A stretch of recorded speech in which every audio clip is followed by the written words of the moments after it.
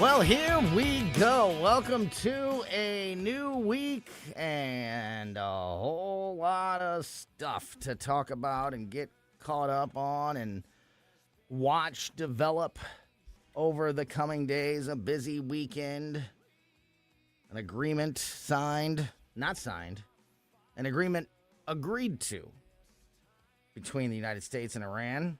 Lots of reaction from all over the place, both sides of the aisle, media, social media. I've got an opinion. I know you've got an opinion. I know our company today's got opinions. So we're going to talk about all of it. And there's a lot. And we're learning more as as the hours go out today. In fact, the Vice President, J.D. Vance, has released a couple of statements that have shined the most light on the details of this agreement. So we'll keep you up to, or we'll get you all that information. We'll keep an eye on it. If there's new information that develops throughout the afternoon, of course, we'll let you know.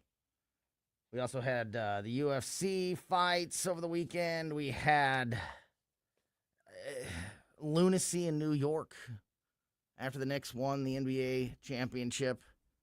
I definitely have thoughts. Sure you do too. Want to talk about that as we go through the afternoon. Elon Musk is a trillionaire still. Talked about that on Friday, but there's more to talk about there as we start the week here. There's also a couple of interesting stories that would probably be getting more attention if there wasn't all this other stuff going on today, but we're going to try to get into all of those things as well. For example, California Governor Gavin Newsom today claimed that the Justice Department is investigating him and his wife under orders from President Donald Trump. Huh. What's that? What's that sound like? What's that remind you of? So, yeah, is there any truth to this? What's Newsom claiming? Let you know as we go through the afternoon. Also, Fox is going to buy Roku.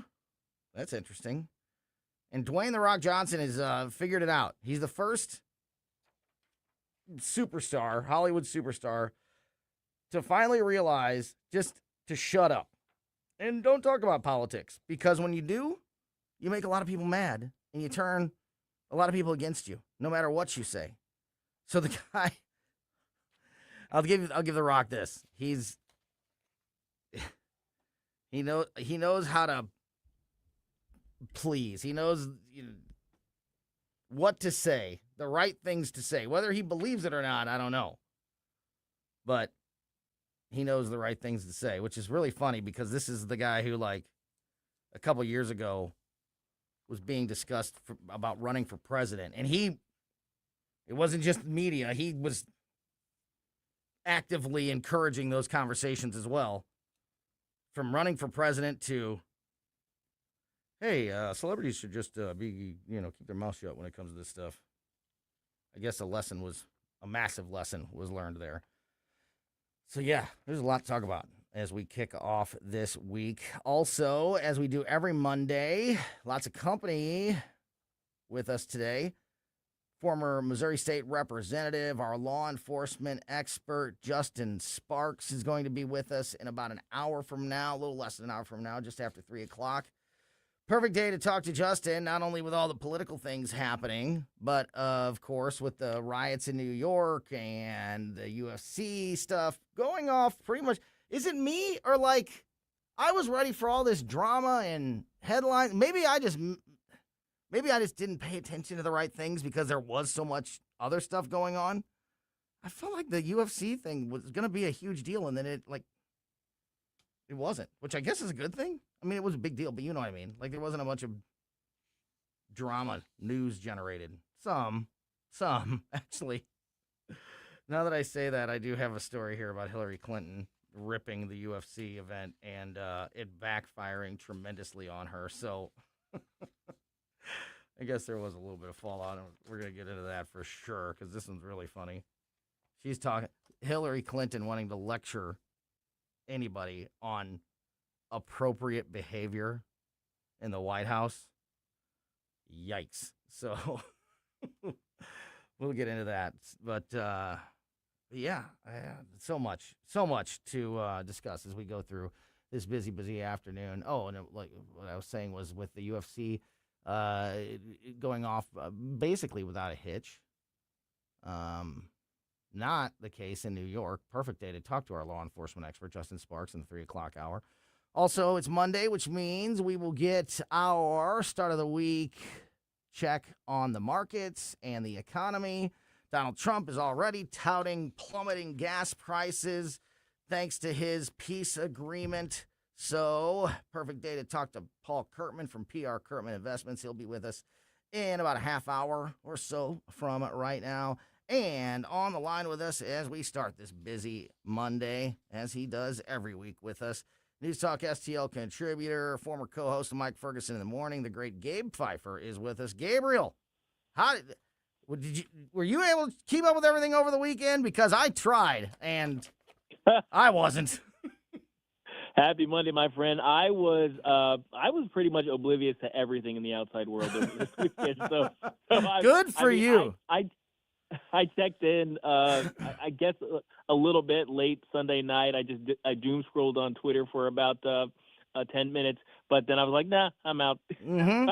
I'll see what Tony has to say. Yeah, good for you. And you know what? I encourage that and I kind of did that too until like late yesterday, Sunday evening and night, when I sort of automatically start getting back in the swing of things. But I like to, and I preach this too. I tell people it's really important to unplug and get away from the chaos every now and then. If you're able to go on a vacation and unplug, great, but you don't have to be traveling. You can just be at home and unplug. It's possible, trust me.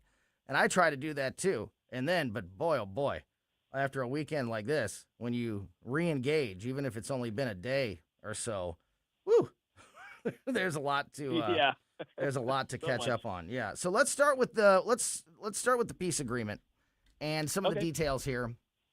I want to get your reaction on this, and I want to talk about this a little bit. There's a lot, so we'll be unpacking this throughout the afternoon. The U.S. and Iran have come to an agreement to reopen the Strait of Hormuz and cease hostilities as they launch further negotiations today.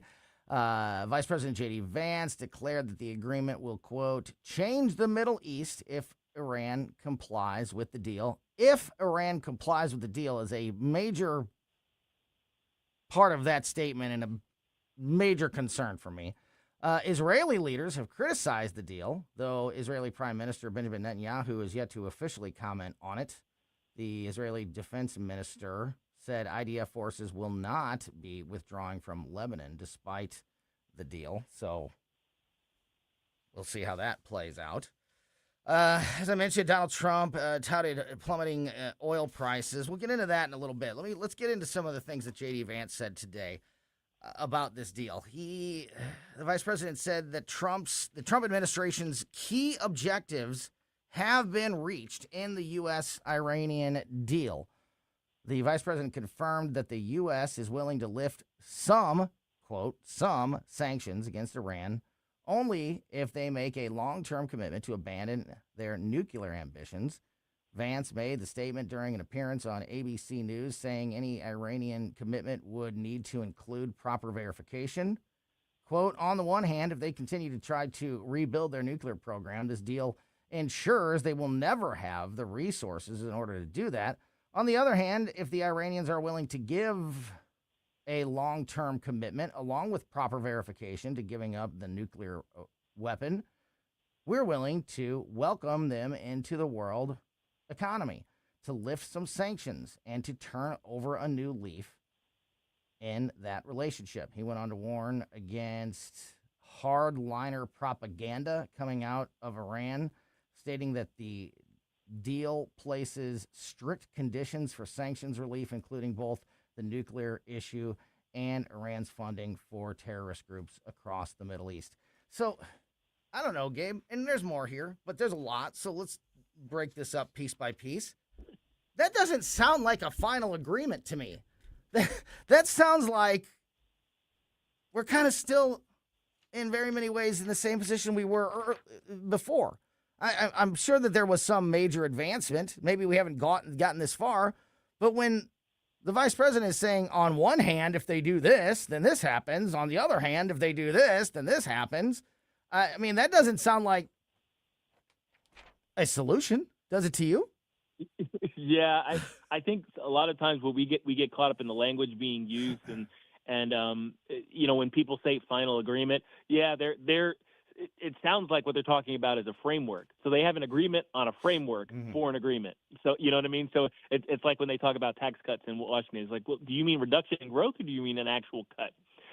So the thing is that ultimately, though, the devil is going to be in the details of any deal that we have with Iran. So my major criticism of the original Iran deal that Obama had was him sending pallets of cash over there with no guarantees of their compliance to any of the restrictions that we had written up in that agreement.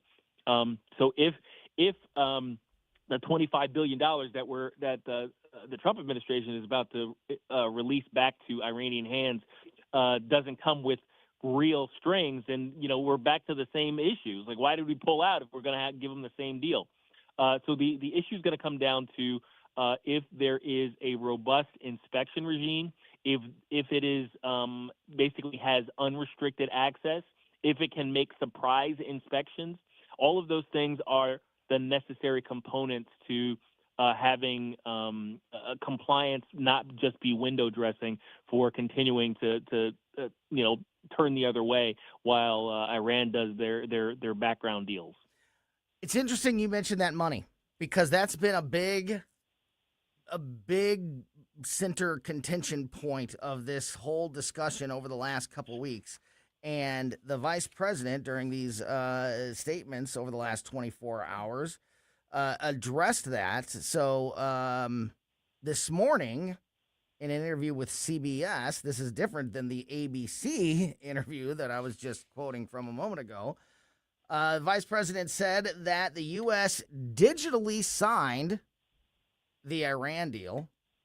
What is that called? Like when you sign, yeah, there's a word for it, like your e-signature. Like, I didn't know we could do that with peace treaties, but I guess apparently you can. I guess so. Yeah. Vice President said the U.S. signed a peace agreement with Iran digitally on Sunday, adding that no funds have been released to the country. Vance made the statement this morning, again, in an interview with CBS News, saying, quote, "We already signed the deal digitally yesterday, and there's been no money released, and that won't change." Vance's statement comes amid claims that the deal would release billions of dollars in frozen Iranian funds. So, what you just said, there's been, and he said that won't change. So, it's I know, right? So there's still a lot of confusion. There's a lot of reports both ways. And, I wonder, this is why we need to see the actual details. And, and Vice President said also in one of the interviews that is coming in the next few days, that they are going to publicly release these details, because you could spin this two different ways. You could say, well, that was money that was already going to Iran, and we just froze it as a way, as a sanction, basically. And so we're not giving them money if we release that. And then some people, many people in the media especially, and anybody that's, trying to find everything they can to criticize the president is going to say, oh, look, you bashed Obama for sending a boatload of money over there. Now you're doing the same thing. So there's a lot of, for as much as happened over the weekend, we still have an awful lot of missing pieces, right? We still don't know anything. Right? I mean, doesn't it feel that way? Gabe, are you still there? We lose Gabe. Yep. We will get Gabe back on the line here in just a second. Actually, let's go ahead and we'll get Gabe back on the line. We're going to continue this conversation with Gabe Pfeiffer, former co-host of Mike Ferguson in the Morning. Also, I want to continue to unpack this stuff, but while we have Gabe on the line, I definitely want to talk about the UFC fight and the Hillary Clinton thing because this is just a whole lot of fun. So we'll get to all that and more. We'll get Gabe back on the line. You're listening to Colombo Company on 101.9 and 94.1 News Talk STL. We're no strangers to love. You know the rules. Made in St. Louis for St. Louis. It's News Talk STL. Thinking of you wouldn't get this from any other guy. I just wanna tell you how I'm feeling. 101.9 and 94.1 News Talk STL. Live and local. Listen to what those local folks are telling you. News Talk STL. It's so big, we could only call it one thing. A massive meat sale. This Thursday and Friday, June 18th and 19th at Country Mart in St. Clair. Ground chuck, $4.49 a pound. Boneless strips, $11.99 a pound. Pork butts, $2.20 a pound. Boneless beef top sirloin and bottom round flats, $6.99 a pound. Hurry while supplies last. 2 days only, Thursday and Friday, June 18th and 19th. See all the items on our Facebook page, Country Mart in St. Clair. Hey, it's Susie Moore for Window World.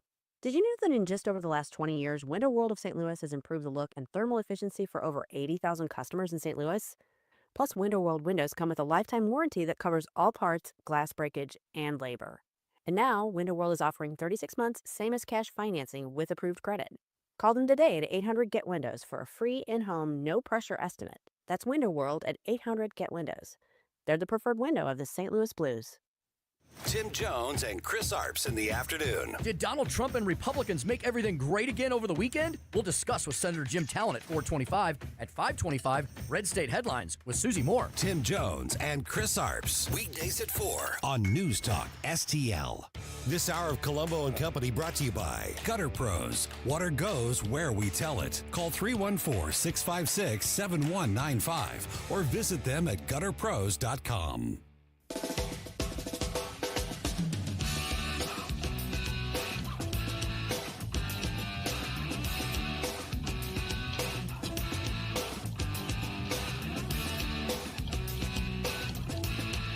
Welcome back to Colombo Company on 101.9 94.1 News Talk STL.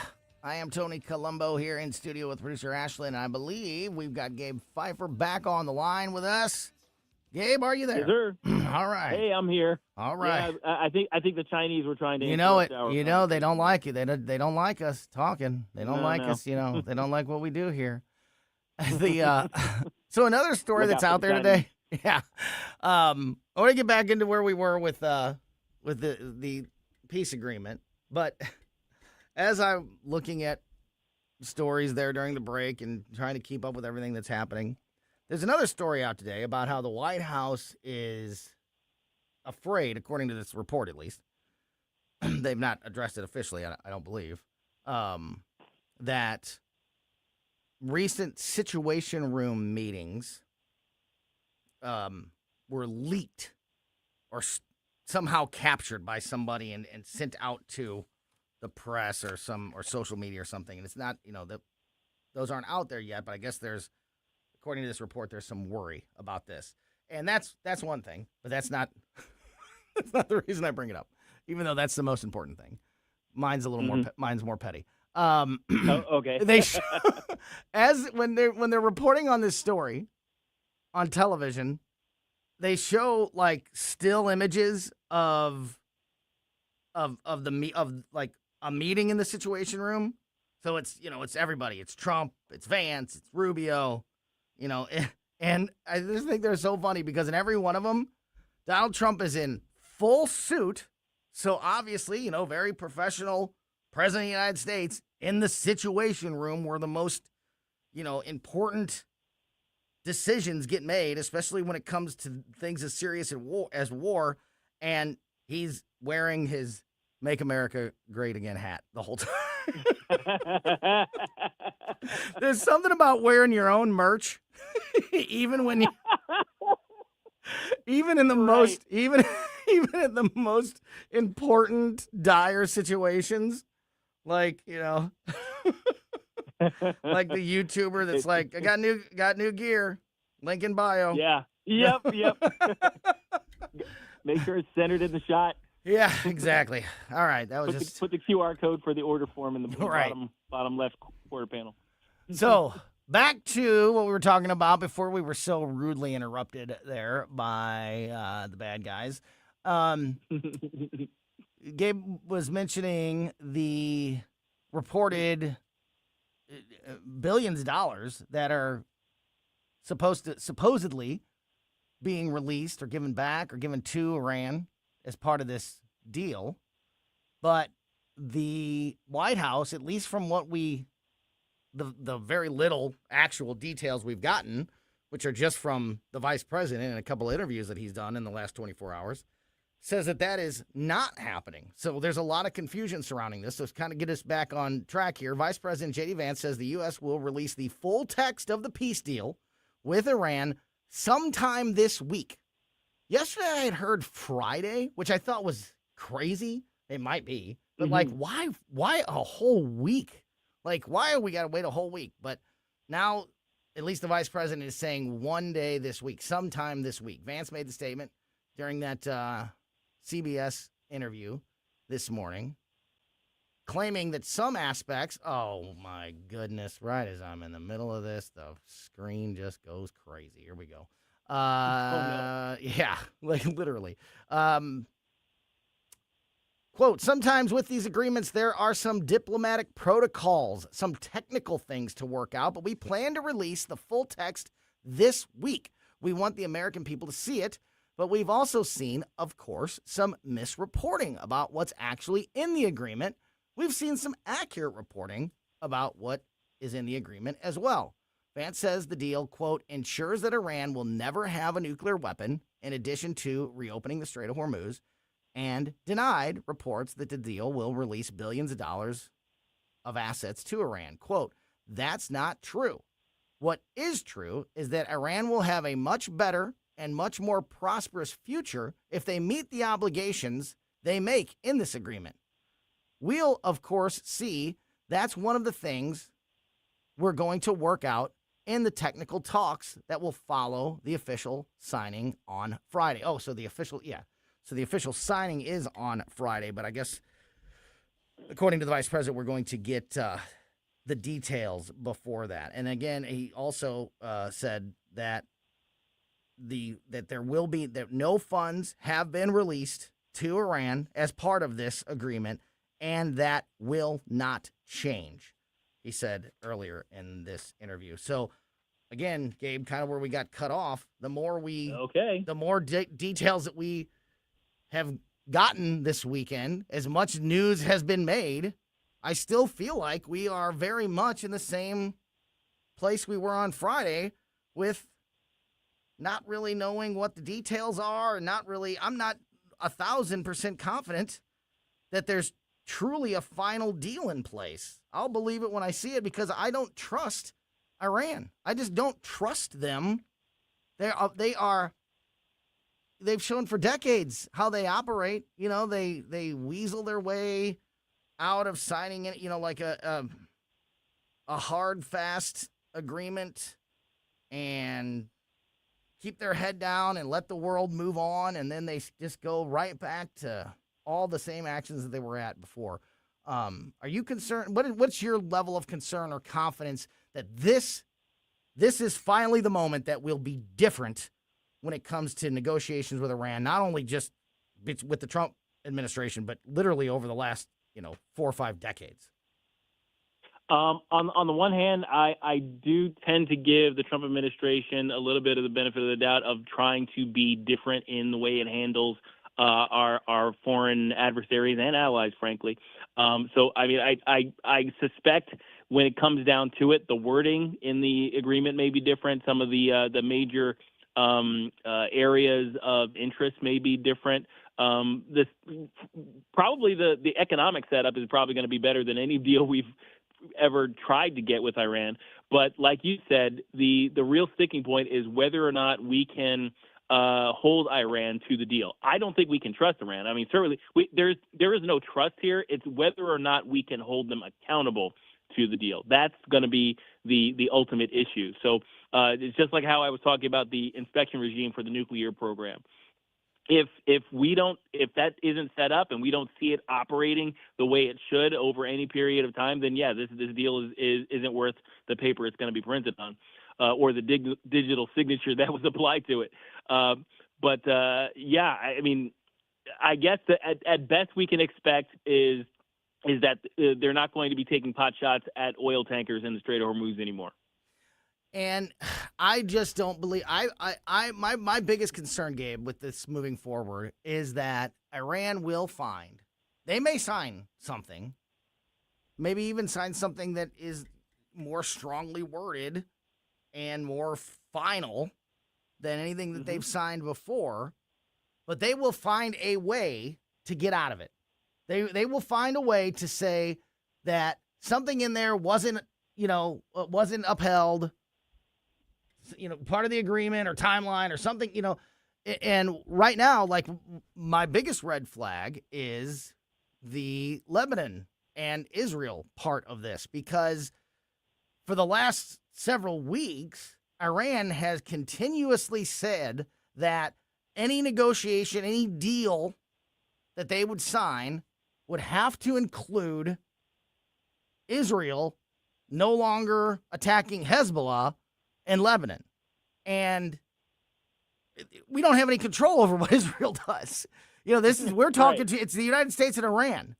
And I think that this is the Iranian leadership knowing that, they knowing the situation, knowing that the United States can't necessarily control that, no matter how good our relationship is with Israel. And we've already seen that the Israeli defense minister said that they're not going to be withdrawing from Lebanon, despite whatever deal was struck here. So, my pessimism about this is that we go through all this. There's a big signing ceremony on Friday. And then, a week later, a month later, or maybe a year later, it's, Iran, reports that Iran is doing things with their nuclear program that was outlawed by the agreement. And then they say, well, Israel didn't leave Lebanon, or Israel's still going after terrorists, and that wasn't part of the deal. And this is your fault.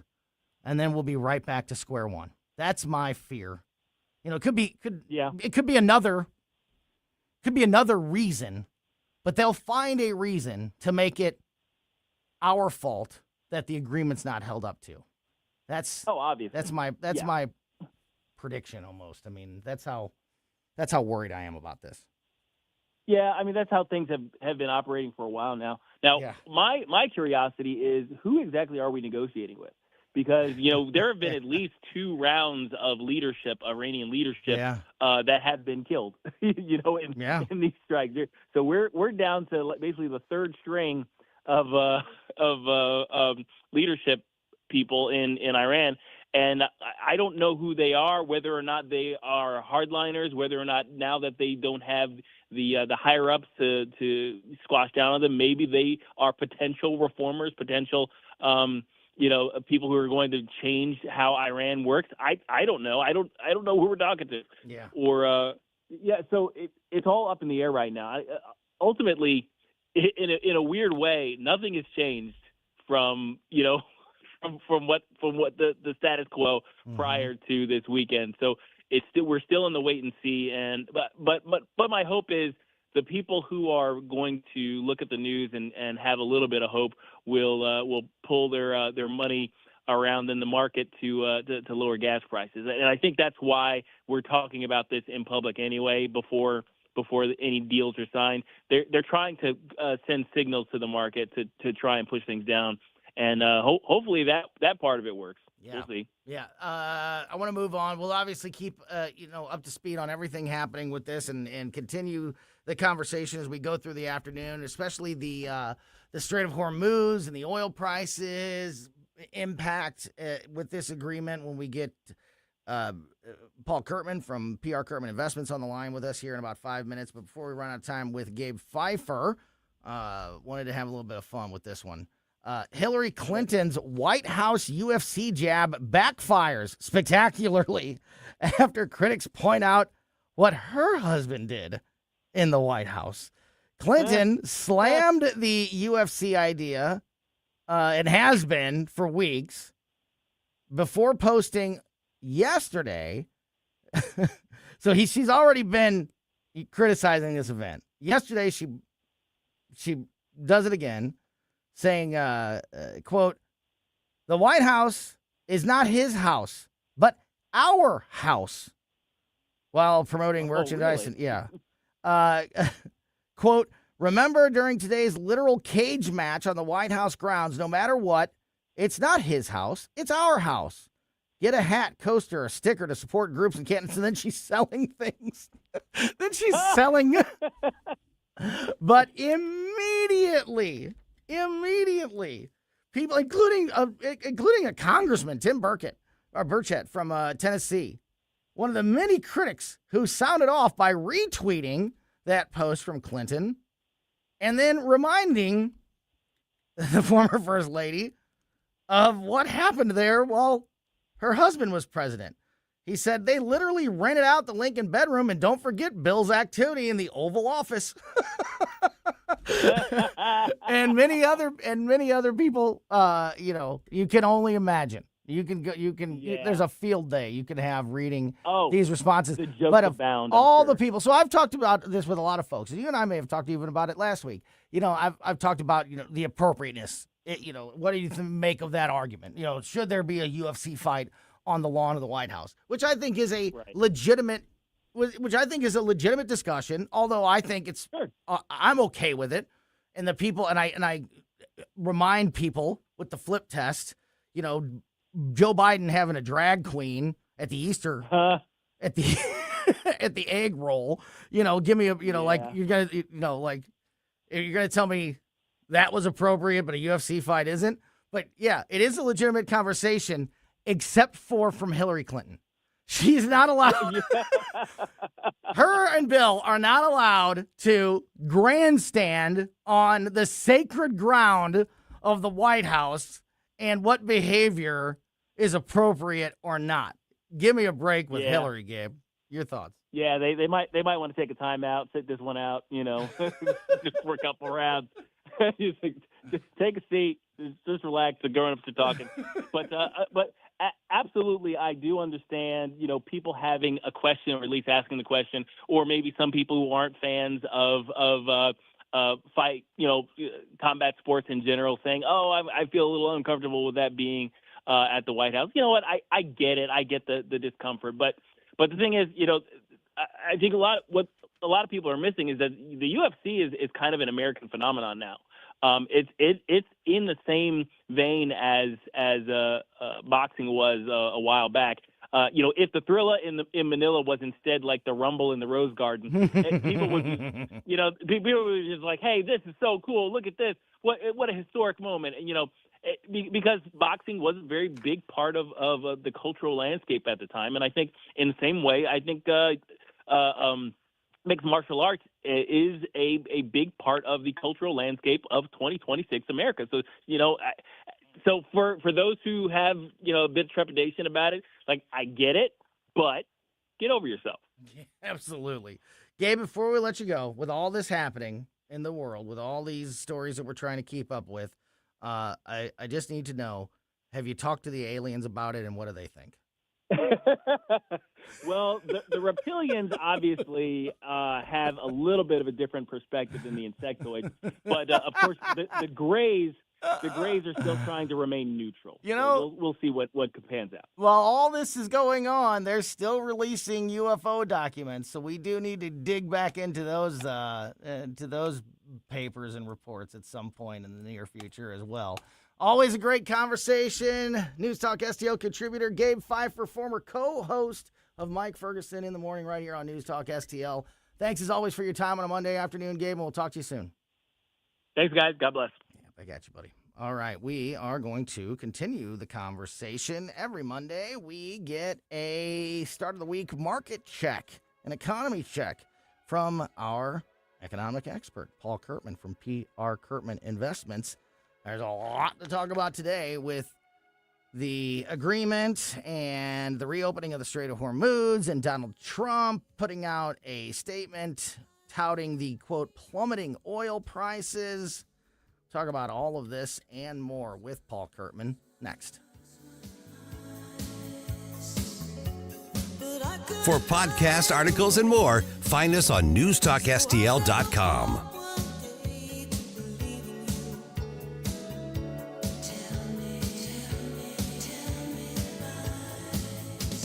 Here's my problem. Completely agree with your sentiments. He talks about we're divided. Well, yeah, we are. And we need to wake up as a country and realize what's going on. 1019 and 94.1. Number one for conservative talk. News Talk STL.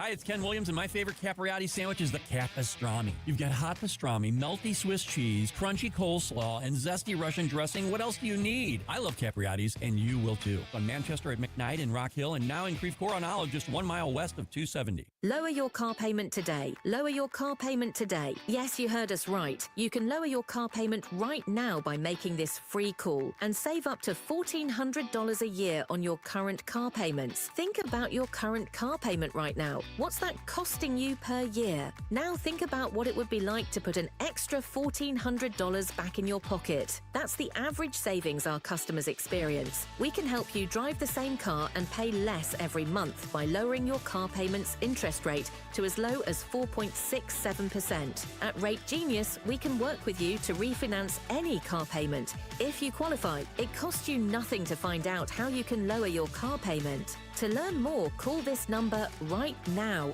800-493-5670. 800-493-5670. 800-493-5670. That's 800-493-5670. Paul Kurtman's Financial Update is brought to you by PR Kurtman Investments, providing customized strategic guidance to help you build and protect your wealth. Learn more at prkurtman.com. It's worked so far, but we're not out yet. I wanna know what you're thinking. There are some things you can't hide. I wanna know what you're feeling. Tell me what's on your mind. Welcome back to Colombo Company on 1019-94.1 News Talk STL. Monday afternoon means it's time to check in with our economic expert as we start another week to check on the markets, check on the economy, and there is so much happening right now that could be impacting all of those things. So it's always great to catch up and get some insight from Paul Kurtman from PR Kurtman Investments. Paul, whoa, man, talk about a busy way to start this week. How are you, my friend, and how are we, how's the economy, how are the markets responding to all of this news, specifically this peace agreement? Yeah, great to be with you, Tony. I tell you what, the markets are responding really well to this peace agreement. Now, listen, we've talked about this a lot before, and I am always going to say that it is a very precarious situation when we're talking about ceasefires or peace deals, particularly in the Middle East. But right now, there seems to be a lot of optimism around this particular agreement that the White House is working on, and the markets have responded very well. The Dow Jones Industrial Average is already hitting brand new all-time highs. The S&P 500 is less than a percentage point away from hitting another all-time high. The NASDAQ, again, is also about a percentage point away from hitting another all-time high. And so just over the last few months, Tony, we've seen the markets really move up and down on this roller coaster, predominantly driven by headlines in the news about what's going on in Iran and in particular the Straits of Hormuz. In addition to that, we've also had some economic data. We're going to be getting some more economic data out this week. On Friday, the Federal Reserve is going to be having a meeting. We're going to get a little bit of information about what the Fed's thinking of doing in terms of interest rates. There's been talk of them raising interest rates because we've had really good economic data. In terms of the jobs reports, the last couple jobs reports, they beat expectations. So that's really good news. So there seems to be a lot of good information that's beginning to maybe create a little bit of lift for the market. But again, There's a lot of variables out there. It takes one headline, it takes one press release from the White House or from the Bureau of Labor Statistics when they're talking about what's happening in the economy. But right now, the markets are responding incredibly well to this news that the Straits of Hormuz are going to be open. I just hope that we can get them open and keep them open. But again, we're dealing with Iran, so time will tell. Yeah, well, we want to get into that here in a minute as well and get your thoughts on that. But as you touched on there, there's lots of different ways that this peace agreement can impact the world's economy and the markets. But obviously, oil prices are the main story when it comes to that. And just to get everybody up to speed on what has been said today from the White House, the president declared vessels loaded up with oil are now transiting the Strait of Hormuz. He made this announcement late this morning on Truth Social, saying the vessels are loaded up with oil. Ships, quote, ships are starting to move. Many loaded up with oil out of the Strait of Hormuz. They are going along the Southern Highway, which is totally safe, secure, and pristine. There are other areas of travel also. President also touted plummeting oil prices today after finalizing the peace agreement with Iran. Trump made a statement while sitting with French President Emmanuel Macron at the G7 summit in Geneva, adding that the Strait of Hormuz would be fully open in the coming days. Quote, I think a lot of great things are going to happen in the Middle East right now, and very importantly, the oil is plummeting down, and the stock market is shooting up like a rocket today. The record kind of numbers, as you just touched on, Paul, and the oil is taking its biggest plunge. The president went on to confirm that the full text of the Memorandum of Understanding with Iran will be released after it is formally signed on Friday. Trump says he may or may not attend the signing ceremony. So that's interesting. Well, hold on. Let's go one at a time here. First of all, is it the oil? Is it the oil in the Strait of Hormuz that is the number one driving force behind the reaction and the, what did Trump say? Shooting up like a rocket. The stock market shooting up like a rocket today. Is that the number one reason? Or are there other factors impacting this as well? There's other factors. There's going to be other factors that continue to get released throughout the week. Hopefully, those other factors continue to lift the market. For example, on Wednesday, I think I just told you that the Federal Reserve is going to be having a meeting, but we're also going to get information on retail sales, home sales. We're going to find out what the Home Builder Confidence Index looks like. So that's going to be a lot of really important news also. So there's going to be other variables that play out throughout the week. I do believe that the majority of this lift that we're seeing today to start the week is coming from the news that broke over the weekend. One thing that people can do if you want to get a good idea for how the market might open, if you just want to get a good idea, you could check the futures report. And so sometimes when the market's not open and major news breaks, you could even go to check to see how the futures market's responding to that, because people are just beginning to invest and, for lack of a better expression, place their bets on what they think is going to happen in the market, right? The futures market. And so when this news broke, I started watching what was going to happen in the futures market. And there's a strong correlation. So just from my limited observation in other markets and online, and of course, seeing what's happened today in the markets, I think that investors and institutional investors are strongly encouraged by the Straits of Hormuz being open. 30% of the world's oil now having the ability to flow freely and be transported freely through the Straits of Hormuz is incredibly important. So all the other countries, including the U.S., which have opened up their reserves and have found alternate ways to acquire the oil that they've needed while the price has been so high, hopefully all that just kind of begins to find its way back to normal. So I think that the markets are highly optimistic about that happening. So I was, and continue to be, but we were just talking about this with Gabe Pfeiffer in the last segment. I'm worried about this agreement and the strength of it and the details in it, just because I don't trust Iran. I was saying that Right. I was saying in the last segment that I fully expect them to, even if they do sign a deal, that somewhere down the road, probably in the near future, they'll find a reason to make it our fault. That Israel didn't leave Lebanon and that was part of the deal. So now we don't have to stick to anything. They'll find a way to weasel themselves out of it. So I'm very skeptical of this deal. It sounds like the markets are more optimistic, which is a good thing. But then also, and I just noticed this as we were talking about the, Trump's statement on the plummeting oil prices. So we know that the signing ceremony is not until Friday, which to me is weird. Also, that it's so far away. But what do I know?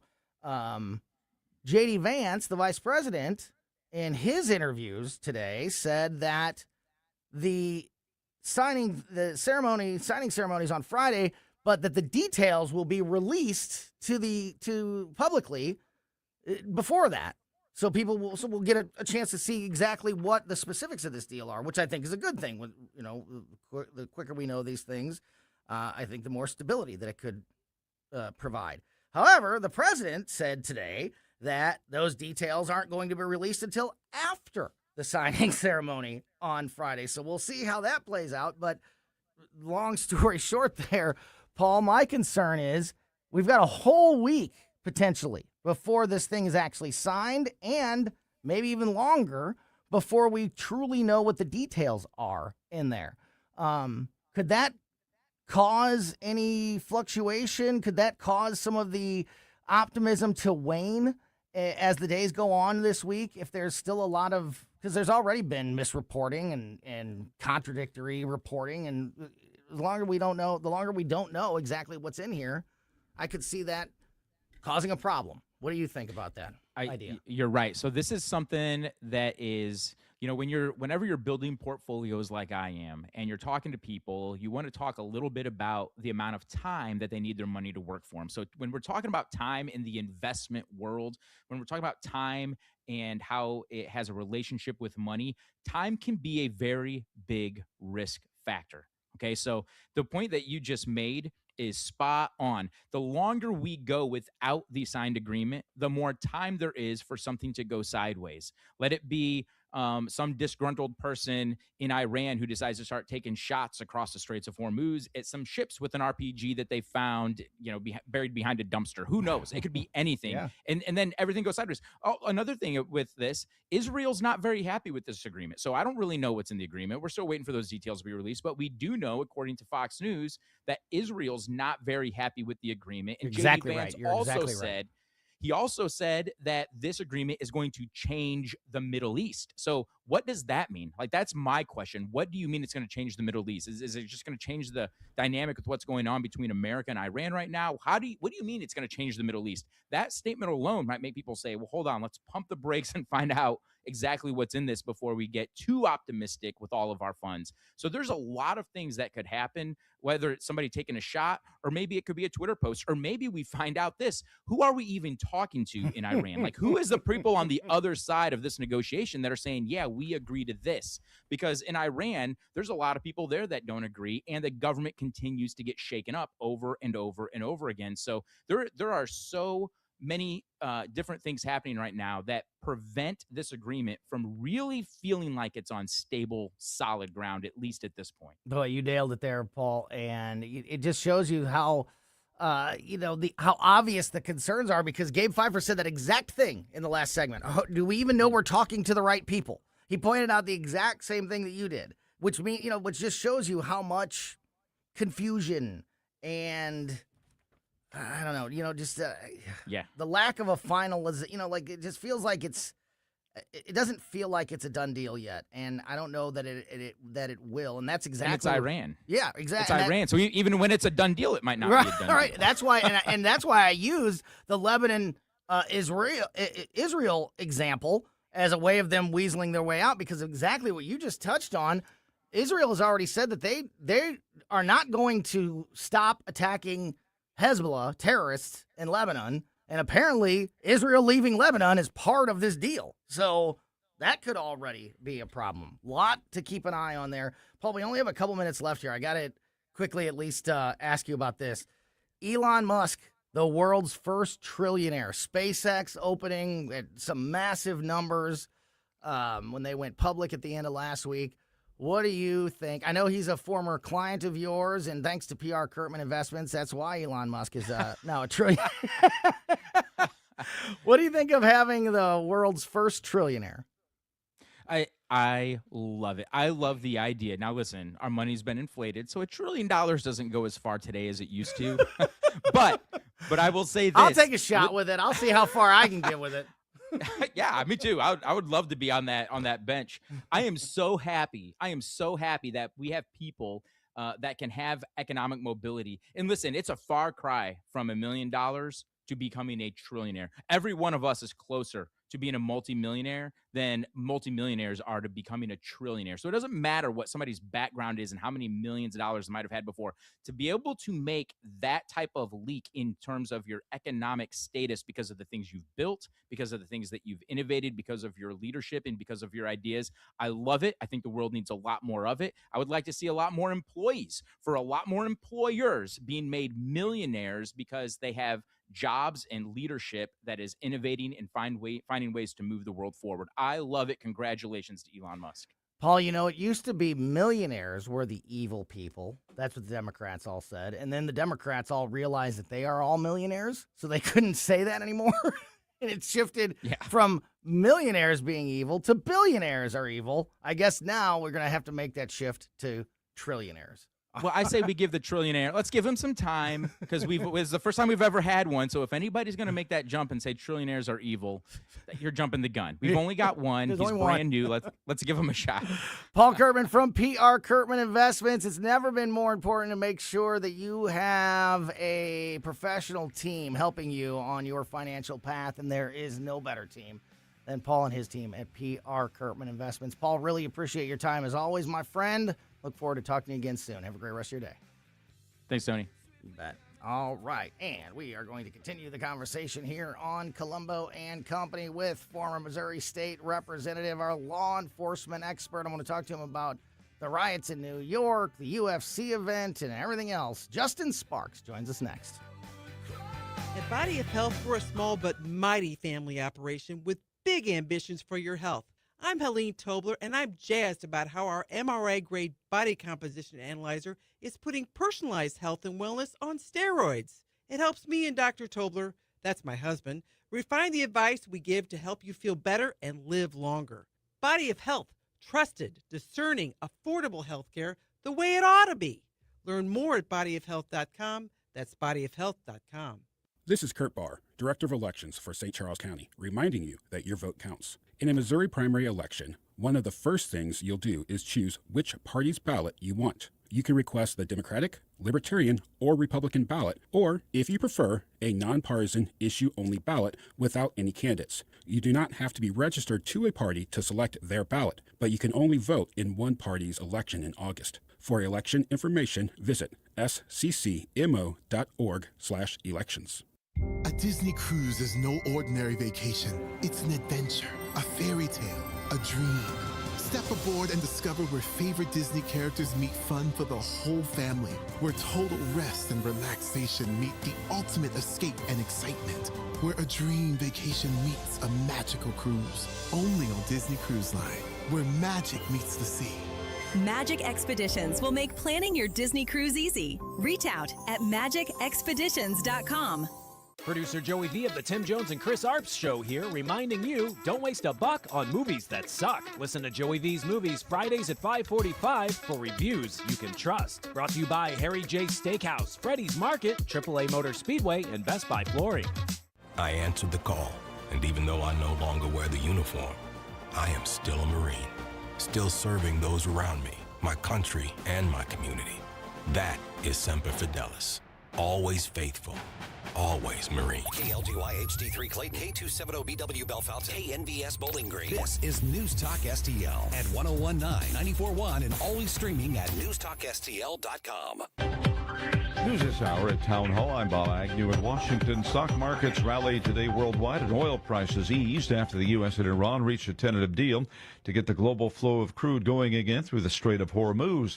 The U.S.-Iran deal is the topic of discussion, at least one of them, at the G7 summit going on in France. President Trump has arrived after an agreement was reached to end the conflict with Iran. The deal's all signed, and the strait is already partially open. Pakistan says there will be a signing of an agreement Friday. The president says Iran's leadership played a role in the agreement. As you know, the first set is gone, the second set is gone, and we found the third set to be very smart strong, very smart, but we ended up making a deal. The president hopes this will be a good new relationship with Iran. Among the challenges ahead is whether Israel will continue its offensive in Lebanon. Ed Donahue, Washington. Meanwhile, Israel's defense minister says his country will not withdraw from land seized in Lebanon, Syria, and Gaza. In the first official Israeli comments after the announcement of the interim deal, Defense Minister Israel Katz says the army won't withdraw from land seized in Lebanon, potentially challenging an element of the deal that Iran and the US reached hours earlier. And Katz says Israel plans to stay indefinitely in lands it holds in Lebanon, as well as in Syria and the Gaza Strip. And that is correspondent Charles de la Desma reporting. And we get more details on the components of that agreement from correspondent Laura Winters in this report. First up, ship traffic is scheduled to start up again in the Strait of Hormuz. There's supposed to be a ceasefire between Iranian-backed Hezbollah terrorists and Israel. Iran will also agree to remove and dispose of nuclear material being stored in the country. President Trump says sanctions will only be lifted if Iran complies with what has been agreed to. This correspondent Laura Winters reporting. More at townhall.com. There's a moment nobody talks about with weight loss. It's the moment it stops working. The diet that worked before doesn't. The workouts don't hit the same. Even eating less stops moving the scale. That's not random. That's just your body protecting itself, because when your body thinks it's under stress, it slows down your metabolism, holds on to fat, and fights you every step of the way. That's why quick fixes eventually fail. Even the popular GLP-1 shots, they suppress appetite, but they don't fix what caused the problem in the first place. Well, at PhD Weight Loss, they focus on restoring your metabolism so your body stops fighting you. That's when real change occurs. Right now, when you call and mention Mike G, you'll get 2 free weeks, and they'll pay for the cost of your food. It's a $1,500 value. Call 864-644-1900. That's 864-644-1900, or go to myphdweightloss.com. Because the goal isn't to lose weight once, it's to never have to start all over again. PhD Weight Loss. From the News Talk STL Weather Center. I'm First Alert 4 Chief Meteorologist Steve Templeton. We have a great night tonight. Low humidity, low down to 61. And then on Tuesday, late morning, afternoon, watch for a shower, thunderstorm, an isolated storm with some strong winds. Not out of the question, but otherwise a high of 81 degrees. A better chance for some severe weather arrives Wednesday, but not until the evening. That's a First Alert weather day, Wednesday evening, for strong to severe storms.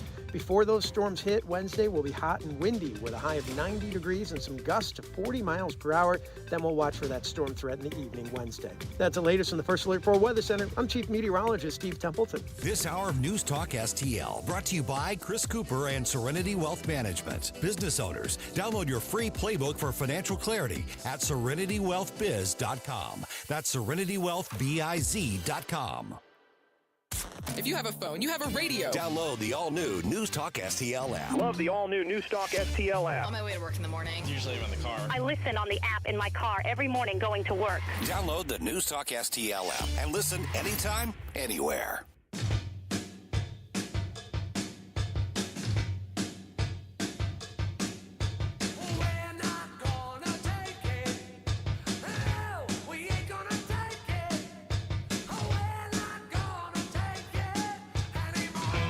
Welcome back to Colombo and Company on 101.9 94.1 News Talk STL. Big 2 o'clock hour there with Gabe Pfeiffer and Paul Kurtman from PR Kurtman Investments. If you missed any of that, make sure you're subscribed to our podcast. Best way to make sure you don't miss anything that happens here on the show. Before we get Justin Sparks on the line, I want to get you updated on some breaking news here. U.S. Air Force B-52 bomber crashed shortly after takeoff at Edwards Air Force Base in California this morning. The U.S. Air Force B-52 Stratofortress crashed shortly after takeoff from Edwards Air Force Base in Kern County, California this morning. According to officials, the aircraft went down on the Edwards airfield around 11:20 a.m., according to a statement from the base posted on X, which read, quote, a United States Air Force B-52 Stratofortress crashed shortly after takeoff on the Edwards airfield at 11:25 a.m. Emergency crews immediately responded to the scene and the situation is ongoing. More information will be provided as it becomes available. Some photos that are being released show a plume of smoke rising near the wreckage and not immediately clear whether anyone was injured. A spokesperson for Edwards Air Force Base and the Kern County Sheriff's Office did not immediately respond to media requests for comments. So we will keep an eye on this story and keep you up to speed as it develops. All right, moving on this busy Monday afternoon. Thank goodness we have so many great guests, so much great company that can help unpack these issues and try to make some sense of this crazy, crazy world. And on the line with us now is former Missouri State Representative, our law enforcement expert here on Colombo Company, Justin Sparks is with us. Justin, how are you? Tony, I'm doing great. Thanks for having me on. You bet. So there's lots to I'm going to touch on your political background with, some of the things happening in Iran and other issues happening around in the news today. But I want to start with a couple of law enforcement issues, stories out there. And I thought of you almost immediately when I saw the video and pictures coming out of the city of New York.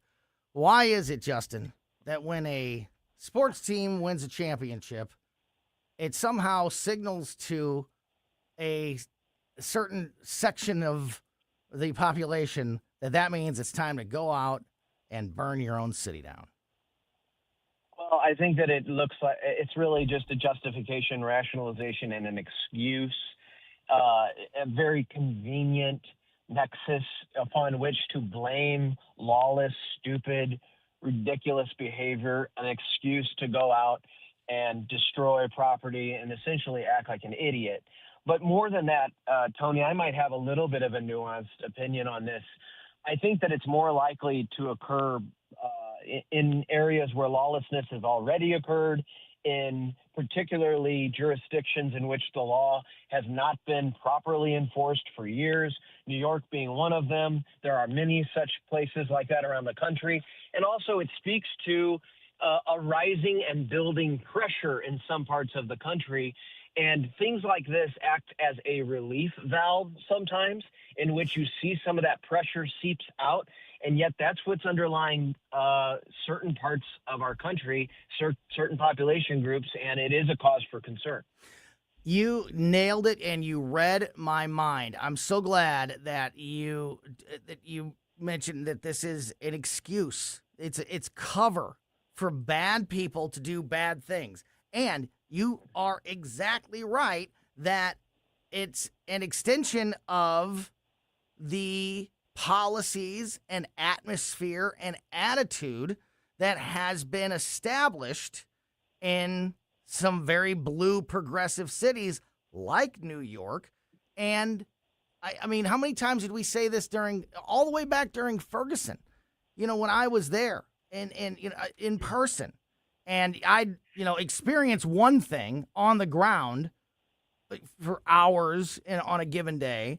And then, I'd drive home and I'd hear the reporting on it from the national news and be like, this is not the same. They weren't at the same place that I was, because the way that they're talking about the atmosphere or situation is just not, it just did not match up.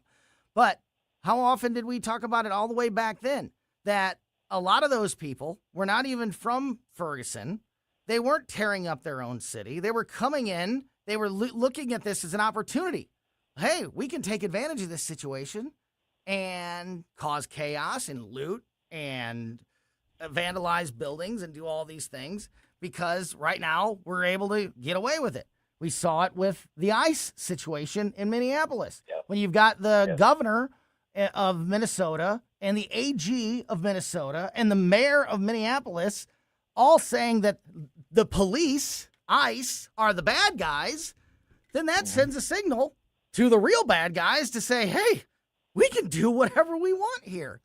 We saw it in Seattle with the chop zone. They know that they have the media and their local leaders basically on their side, and that's why we see things like this get out of control. To me, it's obvious, Justin. You pointed it out, so it's obvious to you as well. Is it obvious to enough people heading into this midterm election to know, like, this is the path we're heading down if we decide to give control back to the left? Great question. And go one step further if we can, Tony. I remember specifically one night in Ferguson in the armored vehicle, we had a reporter with the USA Today embedded with us. You know, he has a plate carrier and a helmet on and a placard on his vest that says press. He looks like he could have been in Baghdad, right? And he's sitting in the front seat up there. And that was a particularly violent night in which a person got shot in the chest. We took rounds flying over the armored vehicle. He just couldn't believe it. He said, I've been all over as a war correspondent. This is bizarre that we are in an American city. And I said, because he was a really nice guy. And I said, well, what are you going to say? What are you going to say about tonight? You know, because the narratives are so jacked up coming out of Ferguson. And he said, I'm going to report, and I'm going to report back to my superiors exactly what happened, because that's what I always do. And he said, and I'm going to tell you right now, not a word of it will get printed. Wow. Yeah. He looked right at me. It was so obvious and so honest. He said, not a word of it is going to be printed because it doesn't fit a prevailing narrative. Mm-hmm. And I tell that story because clearly that we have a mainstream media that's compromised, and that's to the surprise of no one listening to your show. They've known about this for years, but we have to ask ourselves, go one step further. Not only is the media complicit, and we have certain jurisdictions around the country, but Tony, they know they have the judiciary too. That's something that we really haven't talked about. Is there's plenty of people that have woken up to this. There's plenty of people that have said, okay, now what are we going to do about it? And yet we have radical activist judges now on the federal side and on the local side that are just simply reinterpreting the law to suit their own ideological opinions. And that's reality. And so what I'm afraid of is that this is going to get a lot worse, a lot quicker than people are anticipating. I'm trying to tell everyone that will listen that this has the potential to escalate in our country at a precipitous rate. People are not prepared how quickly that this can spiral out of control when the population, our communities, start to lose confidence in the institutions of law and order and the judiciary. And we're right there. We're right there at the precipice of that happening. You're exactly right. And you're exactly right about how quickly it can get out of control. And that was on display. I don't know how closely you watched any of the videos or like the specific stories of some of the people that were impacted in New York. There was one specific, there's a lot of video of the school buses that were that were beat up and lit on fire and vandalized and all of this stuff. Many of those buses were there because they were transporting fans. People were using, they were hiring shuttle services essentially. And the people who were running these shuttle services are in many cases just literally a small business owner that lives in New York that, sees an opportunity to have a nice little business here and provide for himself. It's not the New York Knicks. It's not the NBA. It's not the city of New York. It's these small business owners that own it. And there's one particular video out there of this young guy who owns one of these. He may have owned multiple of them. He definitely owned the one that was getting, destroyed. And he's trying to block it, and he's telling people like, this is mine. Like, this is coming out of my paycheck. Like, you're gonna ruin you're not sending a message you're not hurting the NBA. You're ruining my life. And people just they didn't care one single bit about this guy who's supposedly in their community that was basically doing a service for fans as well as taking it, as well as finding a nice little income stream and business for himself. But in the blink of an eye, all of that went away. That's how fast, that's why I'm glad you pointed that out. That's how fast things can get out of control, is it not? No, you're exactly right. And I'll try to explain this the best I can. We saw it in Ferguson. I've told this story probably before, but it perfectly applies. On the initial night, or on night 1, 2, in which we really did lose control, in which we were calling for help from police departments for miles and miles away, as far away as in Rolla. Police officers in Rolla were coming to Ferguson to assist us because we all knew we were regrouping in the Buzz Westfall Center in the middle of the night, like 3, 4 o'clock in the morning. And all of the SWAT guys, as we were just bewildered, we had this look on our face of stun. We were stunned. And every single one of them was on the phone calling their wives. And I was too. Calling my wife in the middle of the night saying, get the kids out of bed and get to your parents' house. I mean, like, and we lived 45 minutes west of St. Louis. And I was dead serious. We all were. Because we knew at that point that we had lost control. We had no control. And it was spreading block by block by block. And I just remember that feeling of what in the world is going on. And it's really, many books have been written about it, the madness of crowds, mob mentality, how fast it spreads. But there's a perfect picture of it, Tony, of some folks walking down the middle of New York City, a street, carrying a school bus door. And they have this bewildered look on their face like they're carrying a school bus door, right? Because they've clearly lost their minds a little bit, right? Because that's what happens. The madness of crowds kind of takes over, and you lose all concept of your grip on reality. Mm-hmm. It really does happen. And you're walking down the street with a school bus door. Like, what are you going to do with it? Like, what are you doing? It just happened to be in front of you, so you tore it off. But that's exactly how fast things can spiral out of control. And what most people don't realize is, police officers, typically the ratio for police officers to population group is about 1 police officer to every 10,000 people. So in your city of 50,000 people, 40,000 people, you may only have 6 or 7 police officers working at any given moment. If you didn't know that, that's about the ratio. And because that is a high trust law and order society. When that high trust law and order society starts to devolve, the police department can't stop it. The police department is inadequate to stop what essentially becomes a riot. And so folks kind of need to remember that and keep that in the back of your mind when you go out to celebrate the Knicks winning the NBA championship. Yeah, and it makes me, never want to go downtown for a Cardinals game or a Blues game. It infringes on my freedom, in that regard. But at the same time, I to stop it, as you just mentioned, how completely overwhelmed a police department, law enforcement would be in these situations without creating a complete, police state where you add 1,000% to the budget and to the staffing of just put cops and cameras and armed security on every corner. Nobody wants to live like that either.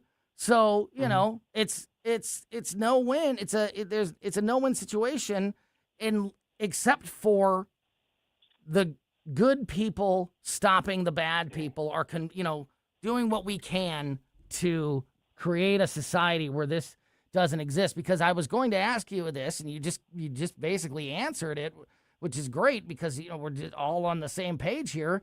It didn't matter, and I'm glad you brought up Ferguson too, and compared it to New York, because with Ferguson that went on for weeks, months, really. I mean, there was 2 rounds of it. It was after the shooting and then after the verdict.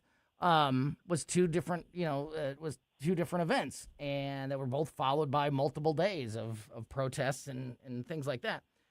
In Ferguson, you knew, you being the law enforcement team, you knew it could get out of control. You knew people were coming in from all over the country with bad intentions, and had people, as you mentioned, coming in from hours away to do everything you could to try to be prepared and stop it, and couldn't. So if you can't do that with that much, when you know as much as you guys knew in Ferguson, if there's nothing you can do when a protest gets that large, how could anything have been done last night in New York or anywhere else when something like this pops off? The police are, I don't want to say helpless, Justin, but I mean, what other word is there for it when something like this is happening? Well, and you just made the logical progression of that argument, and the obvious conclusion, even though it's a little uncomfortable, is that the police are not going to be able to stop it. There's nothing that they could have really done as a police department short of violating everyone's constitutional rights and instituting martial law in a police state, which is a nightmare for us libertarians who actually value our civil liberties and our constitutional protections, because that is exactly what happens to population groups when they actually get afraid, when they actually start acting out of fear for their safety. They start giving up their rights voluntarily. We've seen this throughout history. But the bigger picture, Tony, and you just hit on it, was that if these bad actors, right, and that's what they are, let's be honest, they're bad actors. If these bad actors think that this behavior is going to be tolerated, that it's going to be allowed, that it's not going to be prosecuted, that the folks surrounding them are going to join in with them instead of rejecting this behavior, that's what encourages the behavior and sets up the environment for what you just saw in New York and what you will see a lot more of. See, the population, the badge that police officers wear, it symbolizes the public trust in law enforcement to represent the safety and protection of the community at large. But police officers and police departments, police agencies are wholly inadequate to do anything if the public isn't with them, fighting the battles with them, supporting them, right? Funding them, and being there to say, yes, this is what we want out of our society. So that's really what you have to have. You have to have more people in that crowd saying, what the heck are you doing? Stop burning stuff. Get down off of the top of that school bus. Like, what are we doing here, right? And yet that's not what happened. You had the opposite occurring because that environment has been fostered and encouraged by the local jurisdictions in New York City. And that's just the painful truth. And can we please remember this conversation, this exact conversation that we're having right now? Can we please remember this the next time somebody says you shouldn't send an armed police officer to a certain type of 911 call?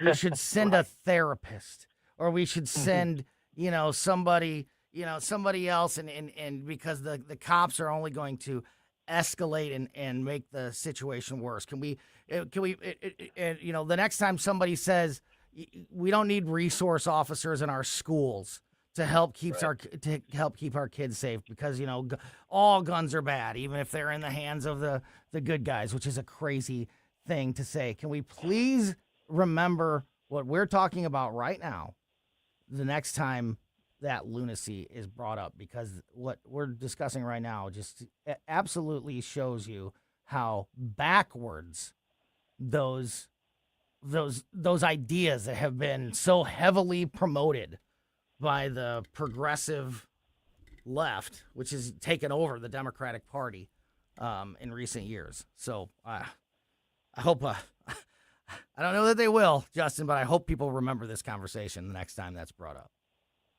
I do too. Very important. Absolutely. Talking to Justin Sparks, former Missouri State Representative, longtime police officer, our law enforcement expert here on Colombo and Company. Got a few more things I want to talk to Justin about, including, this is kind of a weird one, but AI is a hot button issue for me. And there is a law enforcement story that's making headlines today that has to do with AI. And I will say that it is a little bit worrying. I'll explain all the details, and we'll get Justin's reaction to this story and thoughts on this issue and more as we continue with Justin Sparks next here on Colombo and Company. Watch us on our live stream using Rumble, Facebook, and Twitter. This is so stupid. St. Louis's. Okay, I'm hanging up on you now. Place to talk. News Talk STL. Fox News commentary with Guy Benson next. You're probably listening to this in your car, so let me ask you, would you drive without insurance? Of course not. So why is your retirement portfolio unprotected? Gold is portfolio insurance. It helps de-risk your savings when markets get unpredictable. Noble Gold Investments has helped thousands of Americans do exactly that, with no high-pressure sales and thousands of 5-star reviews. Visit noblegoldinvestments.com. That's noblegoldinvestments.com. Past performance may not be indicative of future results. Investing in precious metals involves risk. Consult with your tax or financial professional before making any investment decisions.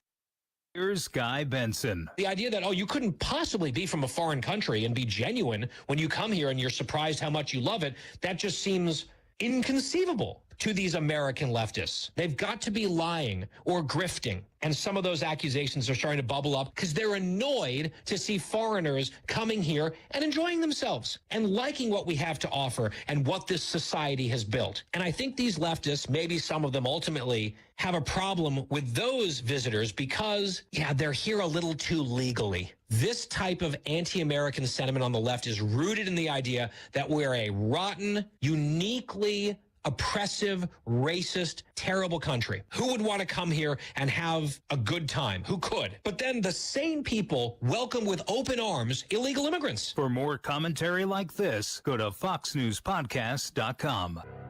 42% of Missouri fourth graders can barely read. 42%. It's the worst result in 20 years. If kids can't read by third grade, they fall behind in school, and many never catch up.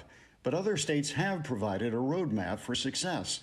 Missouri needs one universal reading test for all third graders and one clear statewide standard for what it means to pass that test.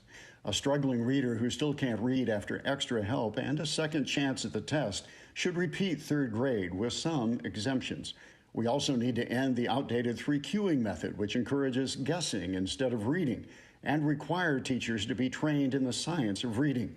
In Mississippi and Indiana, test scores jumped up dramatically after these reforms, and Missouri can do the same. Missouri children deserve to become confident, capable readers, and strong early literacy reforms can make it happen. The Show Me Minute has been brought to you by the Show Me Institute and Show Me Opportunity. 1 in 4 women will have an abortion before the age of 45 in this country. That's the tragedy we must work to stop.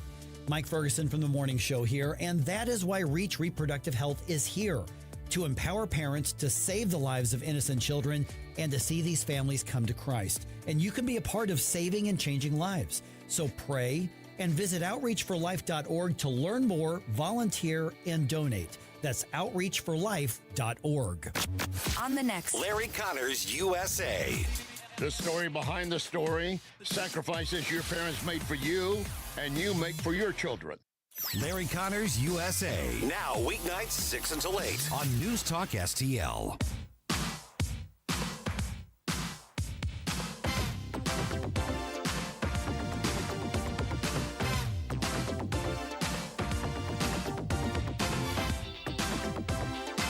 Welcome back to Colombo Company on 101.9 94.1 News Talk STL. I am Tony Colombo in studio with producer Ashlyn, and on the line with us for another segment here as we get you closer to 4 o'clock in the Tim Jones and Chris Arps show. Justin Sparks, former Missouri State representative, law enforcement expert here on the show, who's with us at least every Monday, and sometimes, a little bonus time when the situation calls for it. Certainly appreciate your time as always, Justin. Thank you again for all the insight you provide us here on a weekly basis on the show. It's my pleasure being on the best show in St. Louis. Well, checks in the mail, buddy. Every time. Cha-ching, Right. So this is just totally random. And totally just perfect timing that I saw this story, or I guess this story broke today when we were going to, be talking to you. I am a big AI, I was going to say AI geek. AI is just a hot button issue for me, for good and for bad, mostly for bad. But also there is some good. And so anytime there's an AI story, it's going to pique my interest. This one happens to tie in with law enforcement. I don't know if you saw this, because I didn't until just right before the show today, really. And we don't even really need to get into the specifics of this one story. Just the issue in general that it creates, I think, is an interesting one.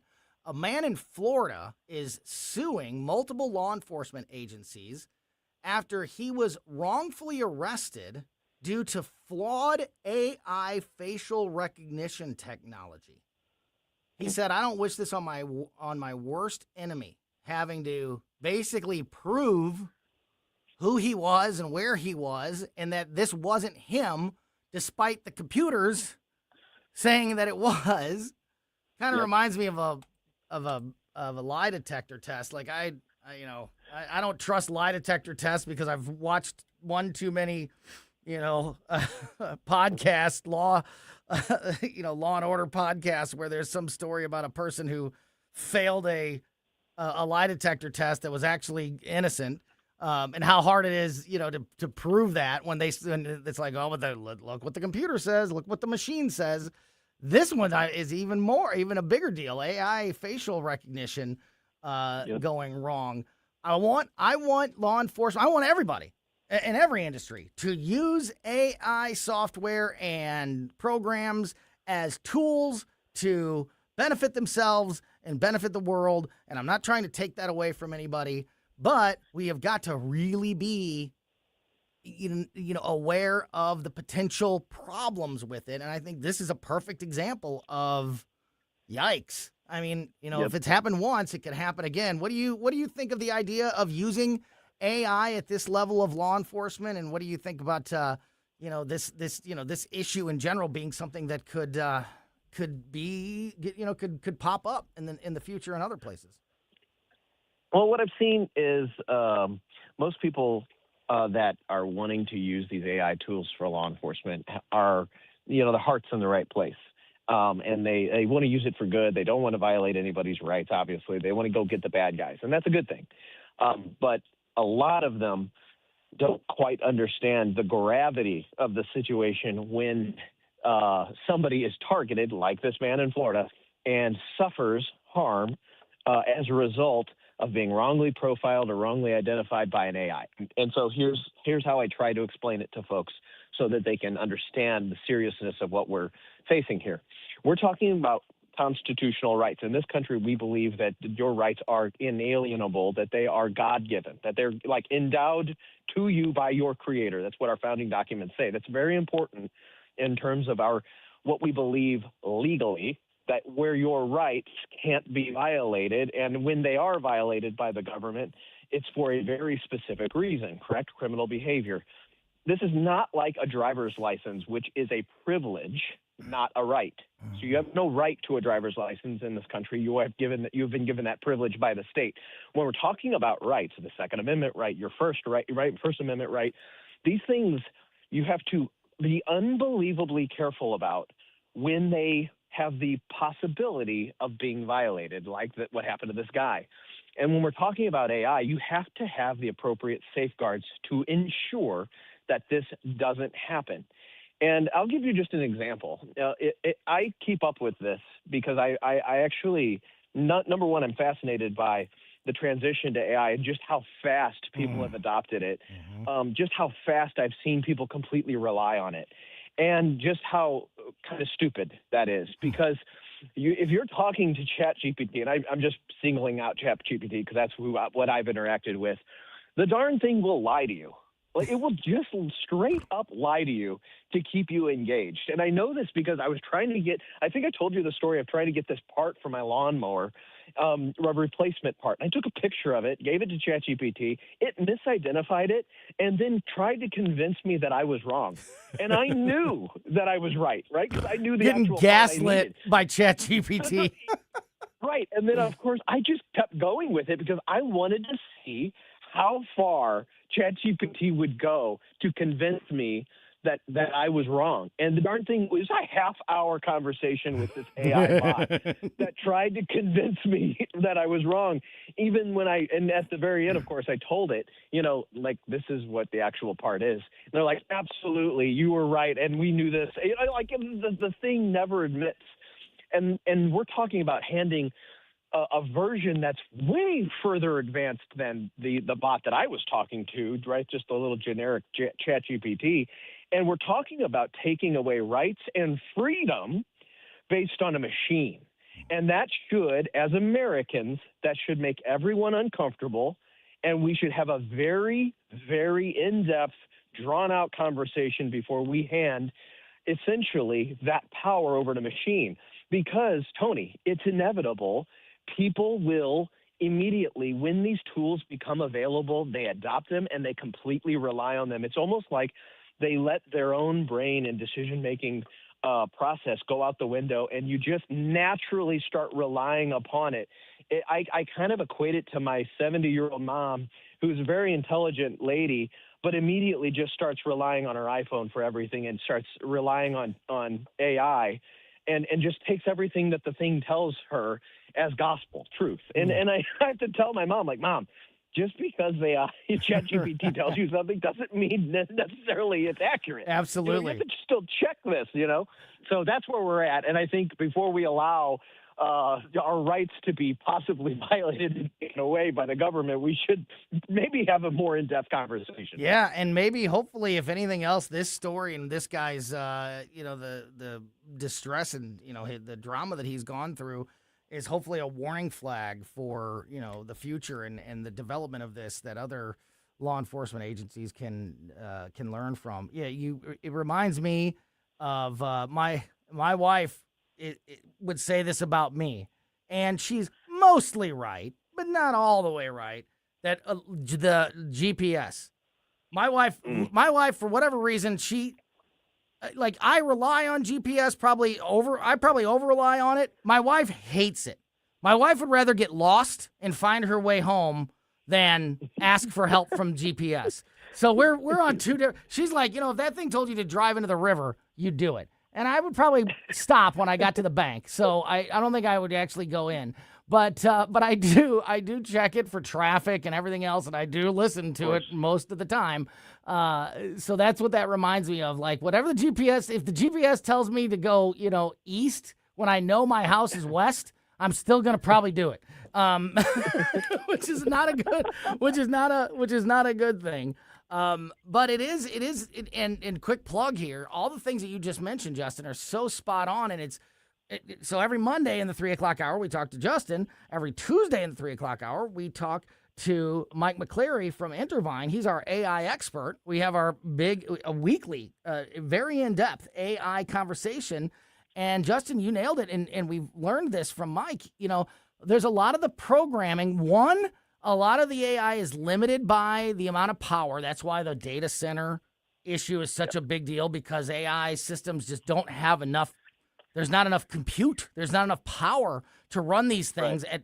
So they have to cut corners and, to try to be fast and try to provide information quickly. And also, like you said, a lot of times their number one priority is to kind of keep the conversation going. Not necessarily providing you with exactly the information that you're looking for. Whenever I use Gemini, because I have a Samsung phone and it's on the phone, so I use Gemini, which is built in, and I have to start every conversation with two caveats. I have to say, when you're answering my questions throughout this conversation, make sure you are checking the most updated information on everything, because if you don't, it'll just, like the last time it sort of saved the internet and it's the information in there, and it's like the last time it ran a backup, that's the answers you're going to get. So if you're looking for something timely, you got to remind it to check, which may make it a little slower, but that's how you do it. And I also say, and do not answer any of my questions with a question, because it will do it every time to try to keep the conversation going. So you're exactly right. It will lie to you or best case, like steer the conversation in a different direction, because it's trying to basically keep you talking.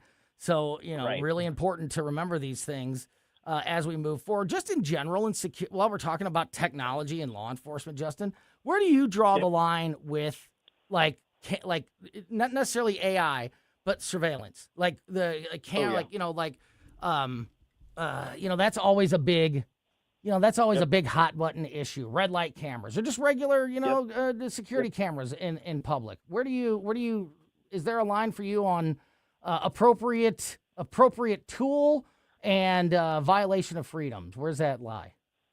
Gosh, what a great question that is, because, and my answer's changed actually over the years and since I served in the legislature, because when I was in the police department, I knew that the people I worked with were good, righteous people that were not nefarious or doing anything. You know what I mean? That we were completely 100% dedicated to just getting the bad guys. And then I went into the legislature, and then I worked with a bunch of people that were kind of nefarious. They're politicians after all. But I would realize that, oh my gosh, like the potential for abuse for some of these things, especially now with AI, is so great that unfortunately it's all about whose hands are they in. So yeah, for example, if you have a good administration that are not abusing these tools and they're actually only targeting the right, bad guys, then that's great. But the potential for abuse is so great that I have kind of changed and evolved my opinion over this, and I am much more hesitant. Tony, I really believe that unfortunately we are building an infrastructure right now that could very easily be turned on us and violate civil liberties at a moment's notice. And I think that a lot of folks will voluntarily give up some of those rights that we hold so precious. For example, whenever we're facing the next 9/11, and I say that so sadly because unfortunately it's just the reality of the day. It's the reality of the world that we live in. We live in a violent world. We live in a world where unfortunately cultures have clashed and people disagree with our way of life and how we believe, and they want to hurt us. And that's always kind of been the case throughout human history. And we just have to decide what are those rights that we're willing to give up in order to try to keep somebody safe, right? That's always the tension. That's always the argument.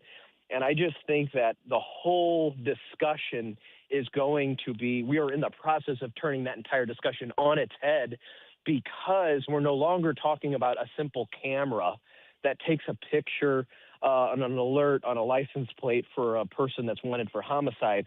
We're now talking about an AI that runs that camera, okay?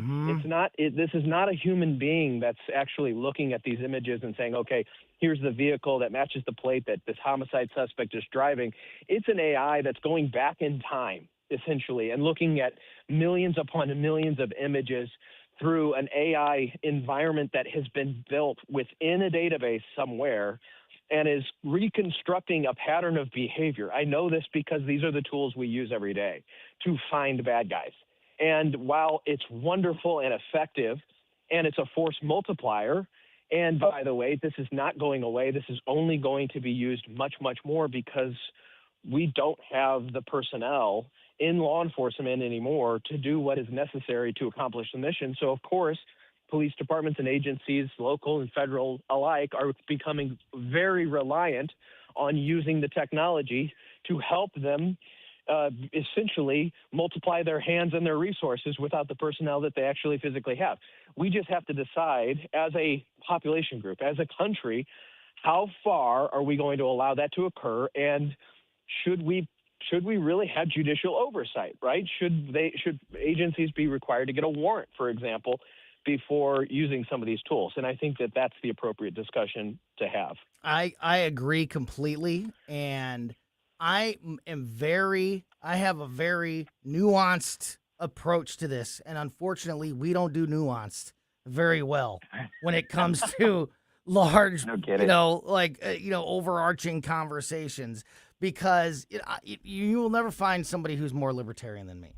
And so, I am so 1,000% against spying, and even using cameras to look for people. However, and this may surprise some people, but listen, when you're in public, you're in public. You're not granted your right to privacy when you're in public. Right. So if there's cameras in public that are there, on buildings because a business owner put them there, or if they're on at an intersection because the city put them there, I'm okay with the cameras being there in public, unless they're actively looking to try to find somebody. You know what I mean? Like, I'm okay with them being there to say, so like if there is a crime that's committed, and now it's a tool that law enforcement can go back and track a vehicle, like, oh, the suspect was in this vehicle and we can see him going through, down this road at this time, and use it for things like that. I'm okay with that as a tool that they can access, as you kind of mentioned just a moment ago. But if they're looking for people like a red light camera, nope, I'm way against that. Yeah, then me too. then I have a problem, and certainly anything that violates your personal space when you're in your own vehicle or in your own home or on your own property, that's completely off limits, and for me at least. But again, there's a lot of nuance there. Like, yeah, you can put the camera up there, but what you're going to do with it is the part that is the important conversation to me. But yeah, we don't do nuance. Yeah, what's going to happen with all that data? So if that data from those cameras are being compiled and essentially thrown into a database 24/7, where does all that information go and what's it being used for? That's the question we need to start asking. Who has access to it? What company has access to it? What are they doing with it? What are they selling it? Who are they selling it to? And what are they using it for? Exactly. Yes, those are the conversations that sometimes people don't want to answer. Well, and that's why it's important to have these conversations each and every week. And Justin, I can't thank you enough for your time. As always, former Missouri State Representative Justin Sparks. Great stuff, my friend. And we'll talk to you again very soon. Have a great rest of your day. God bless, Tony. Yeah, back at you, buddy. Great stuff there. All right, got a couple more things to get to here before we hand things off to the Tim Jones and Chris Arps show. We got a major announcement by the Fox Corporation. Speaking of media and, just growing, these big media companies just acquiring more and getting bigger. We've got that happening today. Also, maybe a celebrity that had a moment of reality, a rare moment of understanding the world by a Hollywood elite. I know it doesn't sound possible, but I think it might have happened. I'll explain those stories and more as we continue on this busy Monday afternoon here on Colombo and Company on 101.9 and 94.1 News Talk STL. Follow Tony Colombo on Twitter at Tony Colombo Talk.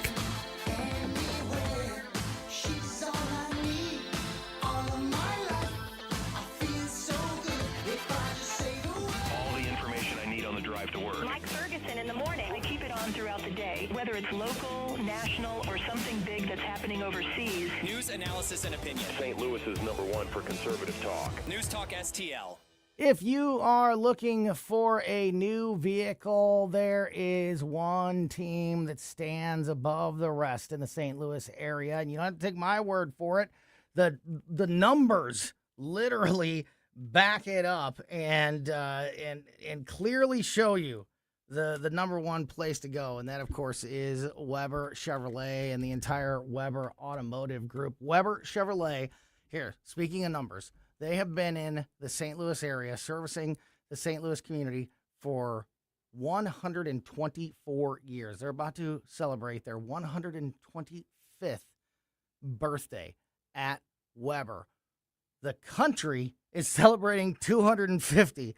Half of that time, Weber Chevrolet has been servicing the St. Louis community, and you don't stick around in the same community for that long, for literally well over 100 years, if you're not doing right by that community and your customers, not only from the business standpoint, but also just being a great member of the community. There's nobody that has supported the local music scene as well as Skip Weber and the whole team at Weber Chevrolet, as well as so many other local charities and businesses and events that they have supported over the years. And then, of course, on top of all of that, nobody's going to give you a better price on your trade-in. Nobody is going to give you a better price on a new or used vehicle, and nobody's going to take care of that vehicle for the entire time that you have it better than the team at Weber Chevrolet. And here's some more stats. Year after year, month after month, number one with a bullet when it comes to reputation scores or customer service ratings. Weber Chevrolet is simply the best. And as I mentioned, the entire Weber Automotive Group. Don't forget about Weber Ford out in Granite City. Check out what's happening at all 3 Weber Chevrolet dealerships right now just by going to WeberChevrolet.com. I'm Dr. TJ, owner of the Institute of Natural Health, co-owner of Optimal Nutraceuticals, and the host of Wellness One. Wellness One is designed to cut through the nonsense and provide you common sense science-based information regarding health and wellness. On the show, we discuss topics like thyroid health, gut health, hormone optimization, and many others. Our show airs Saturdays at 10 a.m. and 2 p.m. and Sundays at 11 a.m. and 3 p.m. right here on Newstalk STL. And you can visit us at inhstl.com. That's inhstl.com. Summer's here, and so is the freshest produce in town. At Anthony's Produce, we specialize in locally grown fruits and vegetables, straight from the farm to your table. Homegrown tomatoes, sweet corn, juicy cantaloupe, watermelon, and peaches, just to name a few. Plus, thousands of locally made products you won't find anywhere else. Need a fruit or vegetable tray for your next gathering? We've got you covered. Anthony's Produce on Jungerman Road or at anthonysproduce.com. Open 7 days a week.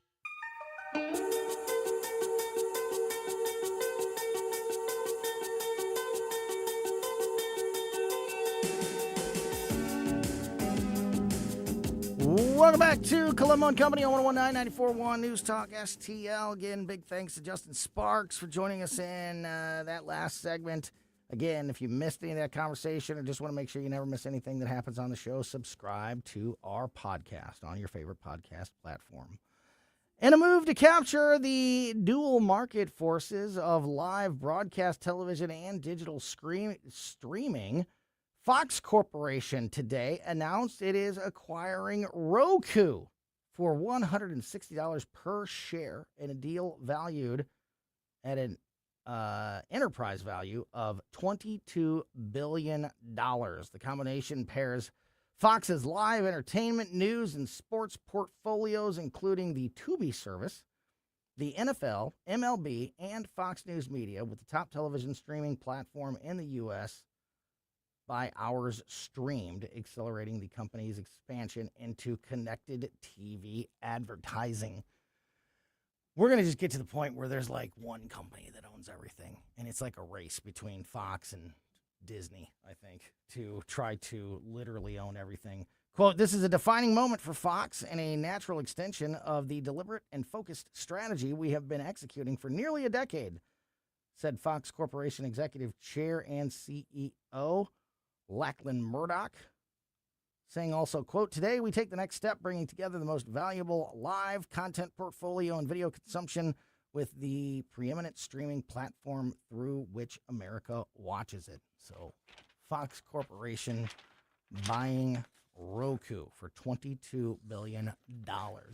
Also, I mentioned maybe a rare moment of clarity for a Hollywood elitist. Dwayne "The Rock" Johnson is distancing himself from Hollywood's culture of political activism, expressing his frustration with it, calling it BS, that political views from actors and actresses within Hollywood are always dominating the headlines, and the number one thing, that surrounds these Hollywood folks who are so disconnected from reality. And I think,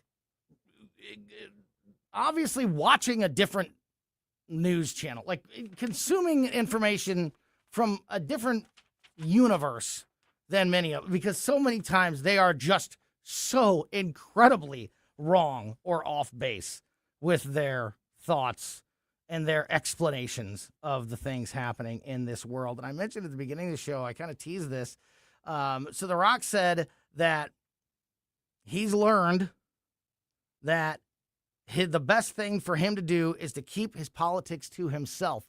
And what a drastic turnaround for a guy who, if you remember, before the 2024 election, he was legitimately being discussed as being somebody who could run for president. And he didn't exactly shut down those conversations at the time.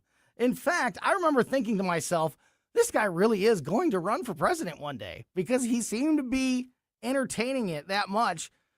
Remember, there were polls that came out that said that he would win. The Rock would win a presidential election by a landslide. A lot of these polls said. But I guess The Rock has learned from the division and the drama that has happened over the last couple of years to keep his politics to himself. I hope he does exactly that, and I hope that many of his comrades in Hollywood do the same, or at least educate yourself on the issues before you take a stand. Even if I don't care if you disagree with me, but at least have the information and the facts right, and they very rarely do.